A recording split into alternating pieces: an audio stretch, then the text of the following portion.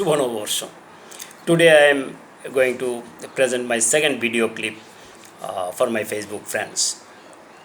But today I am going to tell you a story, and the story I intend to tell actually is meant for the youngsters, new generation boys and girls who were born after 1980s or in late 80s.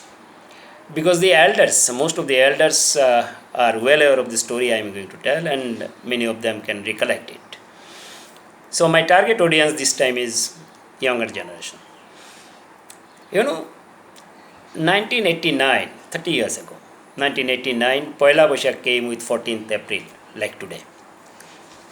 But on that day, something did happen that shaped a part of our history, a part of our Tripura's history. You know this Kumari Rupasri Madhuti hostel in Fire Brigade Chomoni by the side of Shishu Vihar School? On that day, on Poila Boishakh 1989, this year this Poila Boishakh was a happy day, not like this time. In the evening, two men were sitting in a room. They looked a little bit apprehensive. They were waiting for their friends. One of these two men is heavy built, huge man, and the other is medium built, stocky and agile. But their look, this heavy man and all, their look is deceptive. This heavy man happened to be a former militant, a dreaded guerrilla, is an expert in ambush and attacking, security settlement. He goes by the name Dhananjay Riang. And the other is a very clever man, and he is a very dangerous one when it comes to field operations. He is Kamini de Burma. Both of them were former TNB militants. TNB, Tripura National Volunteers, led by Mr. Bijoy Rankal, who is now INPT president. TNB carried out militancy since 1980 till 1988. On 12th August 1988, TNB surrendered en masse following a tripartite peace talks with the center, state and TNB. In fact, you see, this TNB didn't have any other option left with them but to surrender. Because TNB was groomed, protected, sheltered and funded by MNF, Mizo National Front. But when in 1986, when Mizo National Front MNF surrendered, came over ground, and MNF leader Mr. Lal Denga became Chief Minister of Mizoram, TNB was actually left in the cold. They didn't have any other option, but they had to surrender. So they pulled some strings here and there in Mizoram, in Delhi, in Tripura, and on 12th August 1988, they at Govindobari, they surrendered en masse. And Mr. Bijoy Rankal became a corporation chairman. Later he became MLA, and he is overground politics. I mean mainstream politics. But not many militant leaders of TNB were happy. Like Dhananjay Riang, who happened to be the vice president of TNB, Kamini de Burma, Montu Koloi, and all these former militants, they were not happy. They felt they were deprived of their dues. They didn't get any benefit, and they thought that this cause of this independent Tripura was compromised with the surrender. But mostly because they felt they were deprived. They were frustrated, unhappy, dissatisfied. So what they did, they started making contacts with each other, and they were discussing of floating one more militant organization to carry out the guerrilla activities in the state of Tripura. So on that night, Poila Boishakh, 14th April 1989, in that particular room, one by one, some leaders started coming. And they sat together and adopted the first constitution of, a new militant organization called NLFT, National Liberation Front of Tripura. Dhananjay Riang since he took the initiative, he became founder president of NLFT, first president of NLFT. Some other guys were there, like Vishnupada Jamatia. Vishnupada Jamatia was a school teacher. He joined NLFT, and later he became revenue secretary, but on that day he became secretary home, self-styled secretary home. Dhanu Koloi, very dreaded militant, he became army chief. Jayanto Riyang became secretary internal security kind of thing. So there were, these Dilip Debarma was there, then Montu Koloi was there. There are 12 or 13, leaders were there, and some of them, of course, didn't go underground. They didn't take up arms. They remained overground. Some of them played with, this human rights thing and all. Some joined another political party later and all. So I am not going to name them. In any case, the organization was formed on this NLFT. The new militant outfit was formed on 14th April, Poila Boishakh, 1989, 30 years ago. But for some reasons, this NLFT remained silent for next 2 years. They didn't do anything.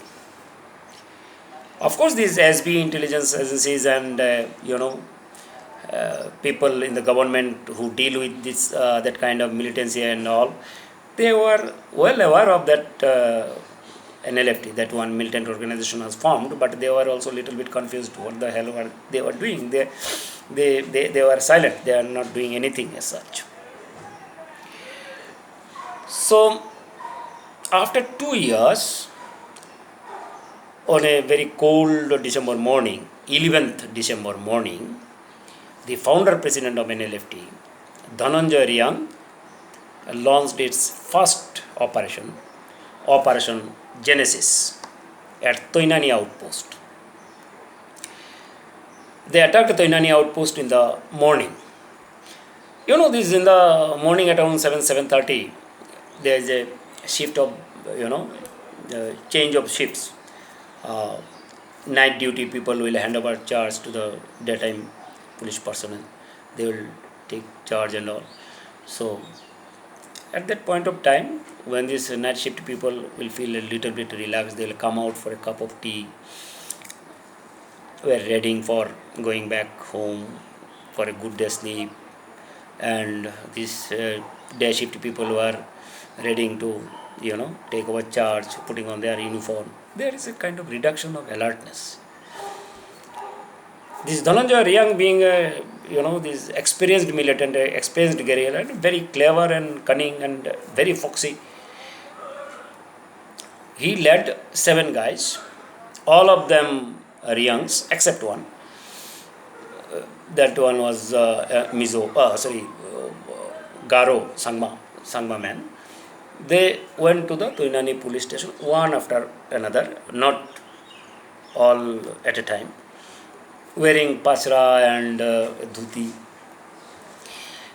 They came to police station one after another and sat on the bench in the veranda. Nobody is talking to each other. And in fact, this police personnel also didn't take much of a notice to them.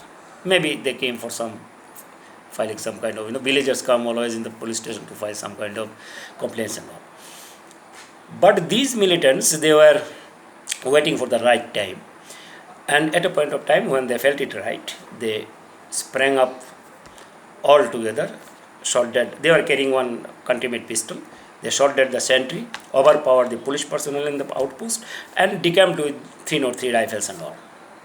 That was the first NLFT operation, 11th December 1991, 2 days after formation of this NLFT, 11th December 1991, Operation Genesis was the first militant NLFT attack in Tripura. After that, NLFT carried out militancy for the next 2 decades. you know, manslaughter, abduction, arsoning, genocide, what a bloodbath. This is another story. But within 1 year, this founder president of NLFT was ousted. Dhananjay Riang was ousted following a coup in the organization. 12th December 1992. Just 1 year, exactly 1 year after this Operation Genesis. Why he was ousted? Well, Dhananjay told me that it was basically, this for some community feelings. He said, Dhananjay said, this Tripuri leadership in the NLFT, those who carry the surname, the Burma, Tripura and all, they were not ready to accept a Riang's leadership. Dhananjay Riang was a leader, a Bru. So these Vishwamohan de Burma, Kamini de Burma, they were not ready to accept Dhananjay as their leader. So he was ousted. And he formed his own organization, Tripura Resurrection Army, with his 154 followers. Tripura Resurrection Army, TRA, which again surrendered in 1988. Some of the militant leaders belonging to NLFT, and this NLFT by this time became, this NLFT Vishwamohan, because Vishwamohan de Burma became, Vishwamohan de Burma was vice president under Dhananjay Riang. This time he became president, and this NLFT became known as NLFT BM, Vishwamohan. Vishwamohan de Burma is also known by other name, D. Baithang. And these NLFT, Vishwamohan de Burma group, some of them after surrender told me that actually Dhananjay Riang, he indulged in some kind of activities which were detrimental to the NLFT as an organization. They alleged that, Dhananjay was indulging in womanizing, embezzlement of funds. There were some murders without their quote-unquote trial and all. So, he was ousted. Some of Dhananjay escaped, but he had to surrender again with his TRA in 1988 to the state government. So, this Vishwamohan group had its own this hierarchy, command structure, new command structure. And Dhanukaloi became this, army chief when Dhananjay was there. He remained at that point in time. And Kamini became general secretary and all these type of things did happen. So there are questions that what they were doing for the next 2 years after the formation of, the organization. It so happened that during that time, we are not well aware what actually they were doing, but we can guess that they are making underground, connections and making the situation fertile for their militancy. That they were in contacts with some other militant outfits of the region was confirmed from an incident. In July 1992, within 6 or 7 months after this Operation Genesis, Dhananjay Riang was still then the president. 4 persons were arrested in Sidai Mohanpur area by the police. Hafrang, this Haridan de Burma, Jogendro alias Joshua de Burma. This is again a peculiar character, crazy character. He happened to be at a point of time, he was chief political advisor to the NLFT, and once he claimed that he has become, this Bubagra, kind of king and divine entity. So he took the name Bubagra Barnabas Barak, and he used to claim that he is in talking terms with Lord Jesus. In the evening, Lord Jesus comes to him, and Jesus instructs him, tells him how to go for manslaughter, and kidnapping and all whatnot. This kind of crazy character. And anyway, he was also later ousted from NLFT with his one-time student Noyanbashi Jomatia, and they floated their own group in 2000 November, NLFT Noyanbashi group.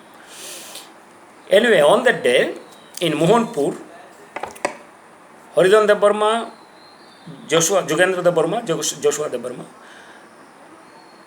Vishnu Pada Jomatia, who goes by the name Jay Bosong, and one NSCN activist, NSCN militant, Francis Raikhan, were arrested. But since they were not carrying any firearms, there were not incriminating documents with them, they were bailed out. So it was clear that since the very beginning, NLFT was trying to make contacts with other militant outfits and they were getting support from them. And this militancy continued for 2 decades till 2000, I would say. And after that, following proactive military, police operations and many other factors were responsible for that, this NLFT died out. Now there are, say, 40 or 60 people are there. They still claim themselves NLFT. They are also trying to negotiate with the government, with Utpal Dev Burma, Umthai leading the group. Let's see what happens. But now NLFT is not there. ATTF is not there. ATTF is already gone. So Tripura is peaceful. But these NLFT at a point of time carried out many, brutal murders, genocide, kidnapping and whatnot. That was the experience we had during this period, 1990 to 2008.